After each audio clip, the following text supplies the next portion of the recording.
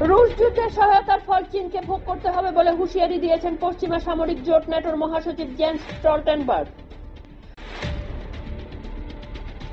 550 হজযাত্রীর মৃত্যু, সৌদিতে তাপমাত্রার পারদ 50 ডিগ্রি ছাড়িয়েছে, হিটস্ট্রোকের আশঙ্কা।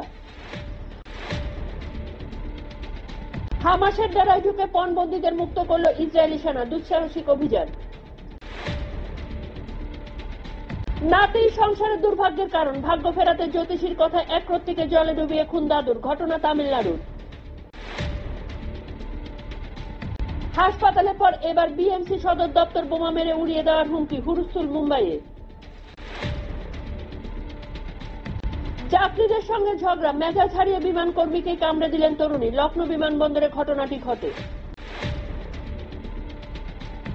বিজেপির লাভ রুখতে প্রিয়াঙ্কার বিরুদ্ধে লড়তে চায় কেরলে সিপিআই। হরিয়ানায় কংগ্রেসকে ধাক্কা দিল বংশীলালের পরিবার, বিধায়ক কিরণ, প্রাক্তন সাংসদ শ্রুতি বিজেপিতে। সিকিমে আটকে আরো 91 জন, একদিনেই উদ্ধার 1178 পর্যটক, বাড়ির পথে 7 দিনের বন্দীরা। সিআরপিএফ এ বাস জ্বালিয়ে দিল বিক্ষুব্ধ জনতা, আবার অশান্ত মণিপুরের কাংপোকপি। বিমানবন্দরে লুকোনো রয়েছে বোমা, ইমেলের হুমকির জেরে হুলস্থুল পাটনা এবং বরোদায়।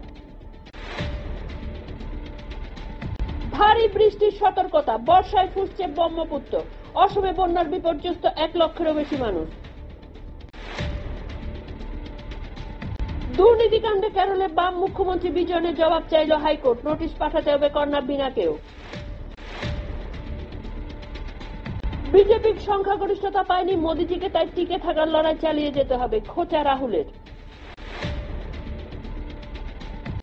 দুবাইগামী বিমানে বোমাতঙ্ক, দিল্লি বিমানবন্দরে এলো উড়ো ইমেল, চলতি মাসে দ্বিতীয় ঘটনা।